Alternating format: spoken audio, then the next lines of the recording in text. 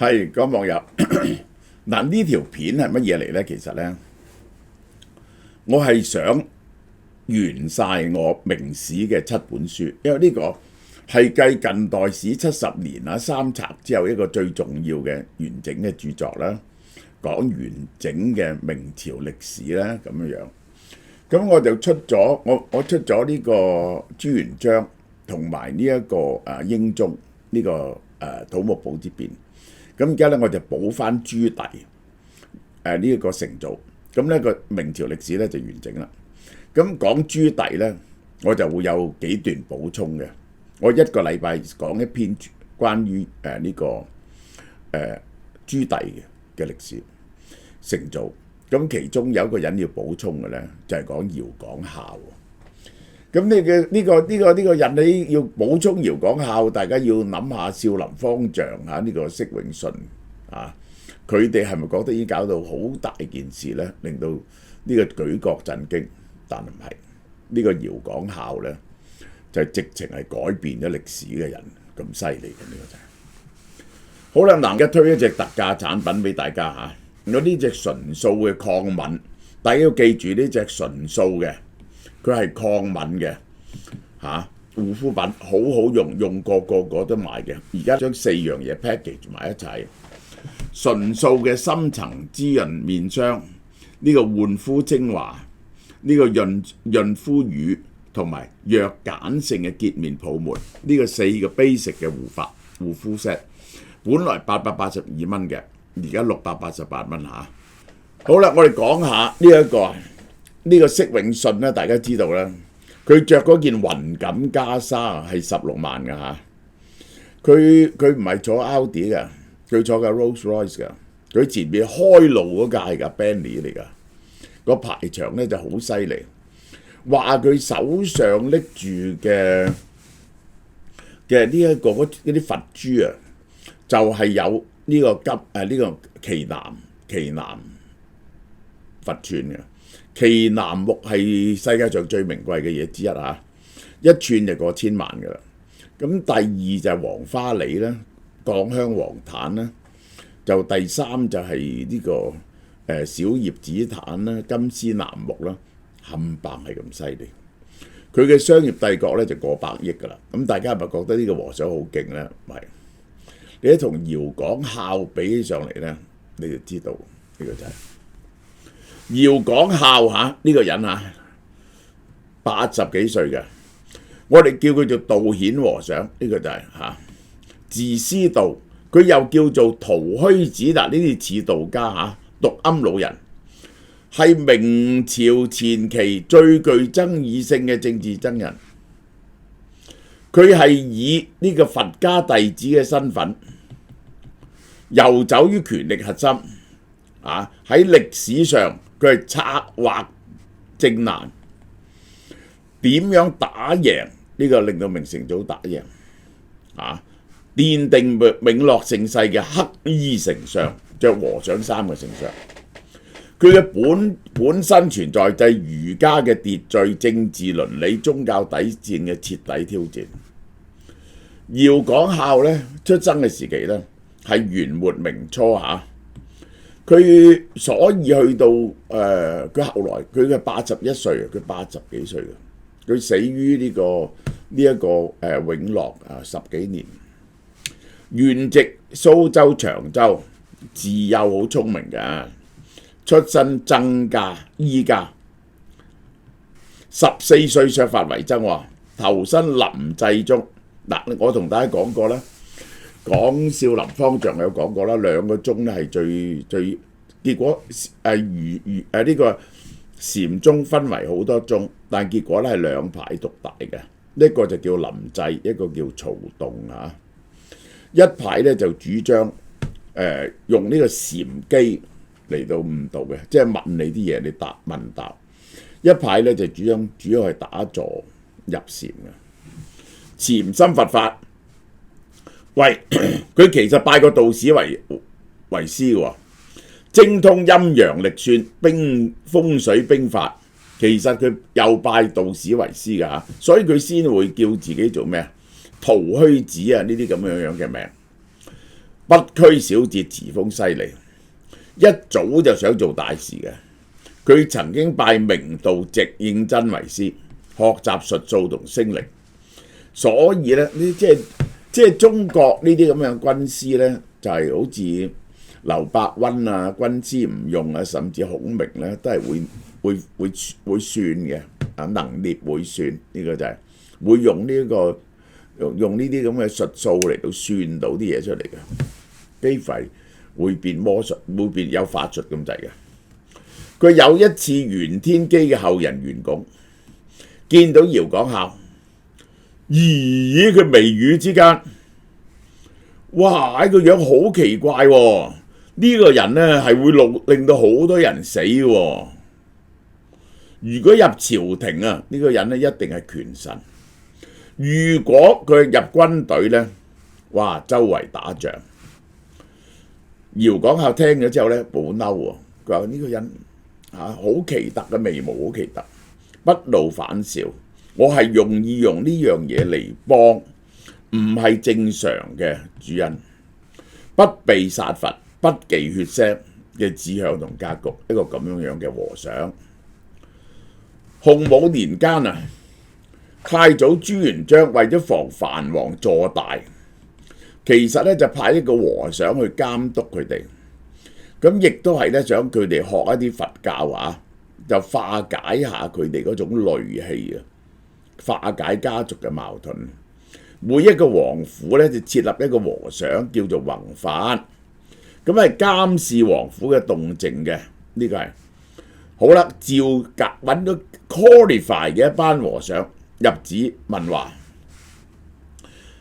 呢個根據《明史紀事本末歷朝野記》記載，當太祖問佢想去邊度嗰陣時咧，佢話去燕王府。若赴燕府，我將白帽加於王頭上。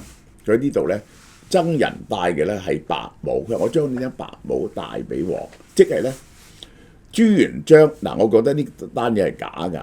個意思咧就係朱元璋，就話呢一個。佢係想將呢一個點化呢一個燕王，等佢信佛教，但係唔係啊嘛。我自細就聽呢個古仔，我先生同我講，民間就話王聽神言，神自將白帽子加在王頭上。呢個我自細中學嗰時聽嘅嘢，就係個王字上面加個白帽子，就係皇帝啊。就係皇帝，朱元璋唔會聽唔出嘅，所以呢個唔係真。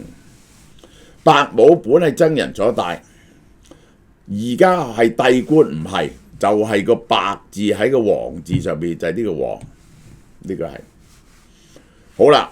佢入咗燕王朱棣府咧，喺北京慶壽寺度住，同王府朝夕相對。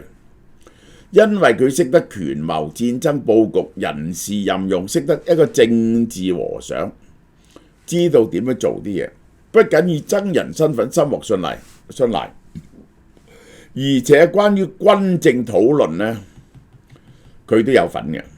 朱棣嘅性情啊，剛烈果決，但係咧就冇咁多橋嘅。姚廣孝就諗啲橋，兩個人咧互為依託，即係咧佢係軍師嚟嘅，朱棣係呢個決斷好強烈嘅人，而佢咁好喎，係咪咁呢？即係咁嘅樣。建文帝即位之後推行削藩，對燕王形成極大嘅威脅。其實即係呢，燕王呢，其實真係建文帝咧逼到燕王作反嘅。其實好你冇乜人敢作反嘅，因為即係個朝廷嘅大權咧，完全咧就握喺中央嗰度，而嗰啲藩王咧就已經被削權噶啦，已經咧就冇咗管治當地嘅權力噶啦。即係譬如北京咁咧，係由北平布政司管理嘅，啲兵咧亦都隸屬咗第二個人，只有王府嘅護衛嘅啫。呢個燕王係好啦，佢毅言勸進，叫佢起兵。同佢講：今日之勢咧，你唔爭唔得嘅，你唔打唔得嘅。如果你唔打咧，結果就係俾人哋殺死嘅啫。啊。於是佢提議出兵先發制人，號召靖難。佢提出第一就作反，第二將呢個嘢改做靖難啊。呢個靖難即係點呢？佢即係咧呢個就係清君側提出清君側，即係皇帝俾人哋呢一個弄糊塗咗，要搞清楚佢，俾啲奸人幫佢草擬核文、籌組軍制、佈駐軍糧。哇！呢個係好複雜嘅嘢嚇。你一支咁嘅王府護衛點樣出去打呢？個軍隊嘅指揮系統係點呢？同埋啲後勤補給係點呢？好啦，靖難之役打咗5年，係明初最規模最大嘅內戰。朱棣以清君側為名舉兵南下，打咗好多次，打唔贏。呢一個姚廣孝叫佢興兵襲取南京，雙方對峙喺呢度咁上下對峙。佢喺兜一條路直撲南京，其實就係咁嘅。於是中央政府嘅軍隊跟佢落嚟追佢，佢喺呢度等佢，佢落嚟被伏擊，中央軍隊全面敗亡。嗰場戰爭就係咁，佢根本打唔贏，雙方喺度對峙，佢幾次爭啲打輸啊！雙方喺呢個位對峙，佢忽然間兜一條路南下，於是中央軍隊跟蹤，佢喺呢度等佢，結果一舉殲滅中央軍隊，跟住再打南京就好容易突破長期對峙，深諳兵法。呢幾個就係朱棣封最高級職位嘅幾個功臣：朱能、張玉、徐輝祖，密謀多次提出趁建民攻虛，火速決戰，直搗南京。據記載，姚廣孝曾經同朱棣密議10日攻完嘅城。即係你結果呢啲作法咧，你發現咧，即係得一個方法嘅啫，就係趁對方冇準備咧，就係迅速直搗對方嘅核心。如果照計咧，一爭持咗落嚟咧，對方嘅軍隊越嚟越多，你咧就好快唔夠糧食，唔夠補給噶啦。佢打咗幾年，佢忽然間調轉嘅方法咁打，甚至親自計劃點樣避開朝廷耳目，直搗南京，造成建文帝心理嘅震撼。其實係一樣心理戰嚟嘅。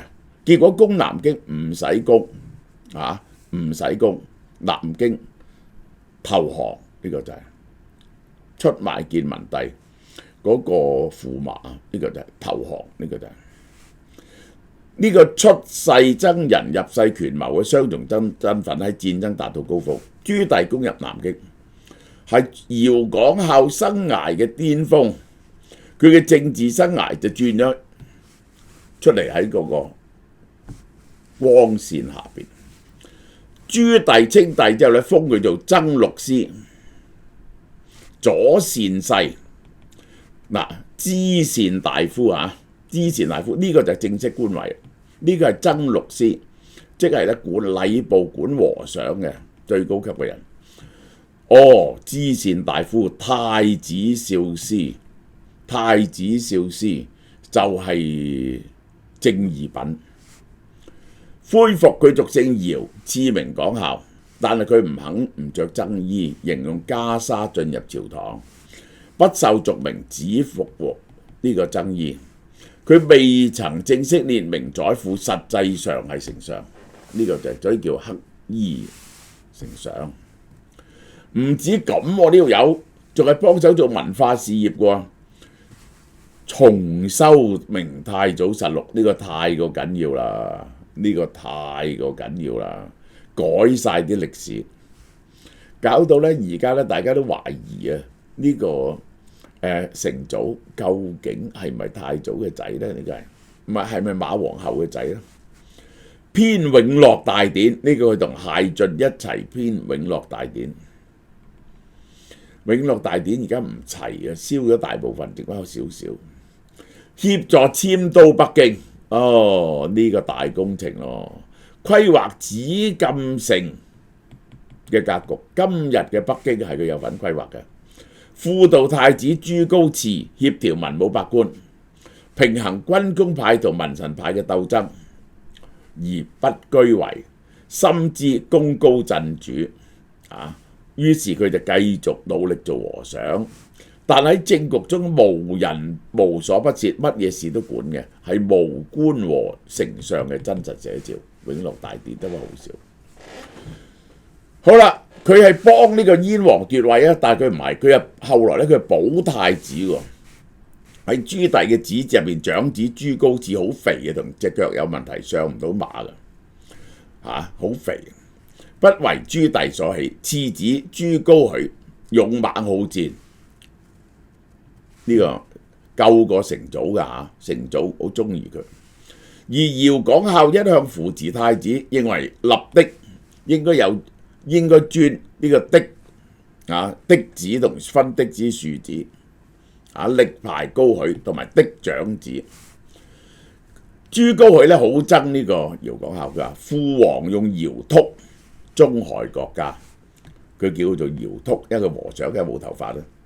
雙方矛盾公開化，姚則力勸朱棣，呢、個高煦咧剛愎難御啊，立志必亂。呢、個人太過呢啲咁乜嘢事，即係好猛烈嘅人唔順佢意咧就乜都做得出嘅。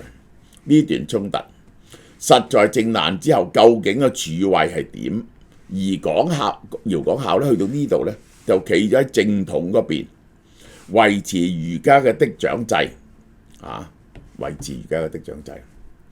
佢一生立不世之功，但係啲士大夫好憎佢，尤其是因為靖難咧殺咗好多讀書人啦，方孝孺咧就係十族啦，係咪？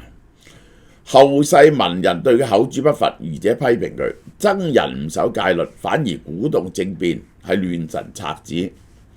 倫理上支持叔奪侄嘅位，破壞宗法秩序，佢又寫書反諸子理學喎，著《道儒論》《道儒錄》，貶理學，開儒端。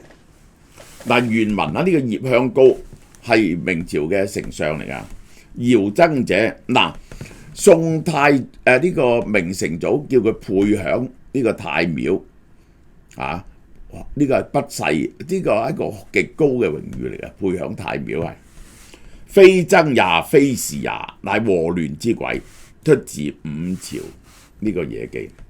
程敏政呢個又係明朝嘅丞相，呢個係孝宗時期。姚廣孝假僧之刑用偽道呃皇帝，呢個反經合術，用術數，用呢啲咁嘅詭計嘅嘢，反對理學，謀說以誤世。清朝錢大恩，靖難有罪，姚曾為甚，清修明史，廣孝僧而賜政，域君誤國，全部冇句好說話嘅。好啦，佢入享太廟，到咗嘉靖年間，嗰啲讀書人圍攻佢，朝廷以僧不可配享太廟，喂，和尚唔可以入太廟啊！於是自喺明成祖嘅配置入邊咧，隨名攞翻佢神主牌，改葬於大興隆寺。清代嘅明史對佢極為冷淡，連明代10賢名單入邊都冇佢，呢個就係好啦。姚廣孝身兼僧人、軍師、策士、文化工程仲做永樂大典，係歷史罕見嘅雙重身份政治人。佢係明成祖奪權嘅總策劃，又係政權鞏固嘅文化工程師，仲係太子儲位嘅穩定推手。佢嘅存在挑戰咗3重秩序：宗教秩序，和尚唔應該干政；儒家倫理，叔唔可以奪侄嘅位，尤其是唔可以奪嫡長子；官僚正統，唔係士大夫而參國政。因此主流歷史對佢係好憎恨嘅。但係從戰略同制度結構嚟講呢，佢對於整個永樂政權嘅成立、運轉穩固嘅設計好有功勞。佢嘅成功代表咗超越咗道德約束，唔理道德約束嘅政治現實主義。你係唔可以完全否認佢嘅。姚廣孝一個以袈裟為盾、權謀為矛嘅黑衣丞相，用白帽議員帝王嘅策士，一個忠同逆、佛同權之間，變咗歷史悖論嘅。呢個就係好啦。歷史上咧亦都有唔少爭導參與朝政嘅事嘅。明朝嘅姚廣孝係啦，雍正又有一個咁嘅人叫做文覺，喺森嚴嘅紫禁城為佢安排專門住所，同佢討論呢個要務嘅文覺呢個就係清朝禪宗僧人，江南長洲人。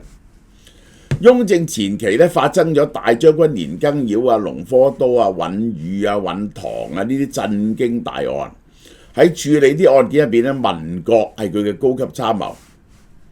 雍正11年啊，文覺70幾歲啦已經。雍正叫佢去江南代佢去拜啲佛子。南下行程佢嘅儀仗隊啊，浩浩湯湯，好似皇帝一樣，皇宮大臣，顯示佢嘅特殊地位。好啦，但係雍正13年，雍正死咗到乾隆，乾隆就好憎佢，因為咧佢覺得咧係佢教壞咗雍正，等佢害啲兄弟呢個害死呢個雍正啲兄弟。到咗乾隆即位咧，叫佢遣回原籍。遣回原籍係點咧？要70幾歲嘅文覺行路翻去蘇州，其實就係遊街，俾人哋睇到佢折墮，交由地方管制。呢個就係呢個就係姚廣孝嘅故仔。姚廣孝嘅故仔到最後，即係姚廣孝臨死嗰陣時，喺呢一個永樂10幾年，呢個朱棣去探佢，問有咩願望，佢話建文帝嗰個主律師，即係佢又有個和尚嘅，好老啊，係咪可以放咗佢啊？即係咁嘅。好啦，我哋嘅嘉麟金丸呢個好好食啦，當然係2012年開始賣都220幾蚊，而家198蚊。呢個白蓮蓉188蚊，呢個開心果麻薯呢個本地製造，不含添加劑嘅，留到最新鮮俾你，同麻豆文旦柚。呢一隻嘢，呢一個係呢一隻嘢心血管健康嘅，有巴拿巴葉、紅谷萃取物、銀杏葉精華、谷母 Q10，30粒180蚊，180蚊，底盒9折，底盒7折。呢個又係呢個咧，補你啲骨嘅鈣同鎂，天然嘅珊瑚鈣，離子型大，水溶性鈣容易吸收。呢個我哋40之後咧，你哋要補呢啲嘢㗎。呢個就係韓國嘅邦巴嘅健身素，160蚊，可以平到7折。好啦，呢一個啦，呢個咧就係呢個係腸道輕盈酵素，呢一個咧30包。佢咧就係有呢個法羅酵素，呢個來自巴拿巴葉嘅丁酸梭菌，3重酵素、碳水、蛋白質全面分解。呢個係160蚊，底盒9折，底盒7折。OK， 8月優惠呢一隻嘢啦，呢隻57600又點賣咧？咁樣嘅57600 2766蚊。就送晒啲長壽，因為你食得呢隻嘢咧，都係想長壽呢個4個月㗎，但係有乜嘢咧？好值錢嘅嘢，呢個係 Q10 就值4個月嘅 Q10 係720蚊，4個月嘅 Q10。你而家一定要防止大腦退化所以有腦燒落。仲有呢隻亞精胺，哇！288我講俾大家聽，最有效嘅 NMNN 加 Q10 加亞精胺係最重要嘅3個 factor， 保持你嘅身體唔會衰老。最厲害嘅嘢俾晒你啦！ 288蚊喎。呢個 Q10 好貴，係好貴重嘅嘢，因為佢食4個月嘅 Q10 係720蚊，加埋老燒落送一支258蚊俾你好嘛？係成個配套令你保持健康嘅。